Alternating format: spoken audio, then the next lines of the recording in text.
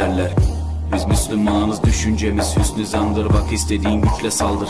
Biz Rabbe müptelayız. İşimde Allah, dilimde Allah, zikrimde Allah, fikrimde Allah, aklımda Allah, aşkımda Allah, aslımda Allah, kanımda Allah. Hasbi Rabbi Cellallah, ma fi kalbi gayrullah. Nur Muhammed sallallahu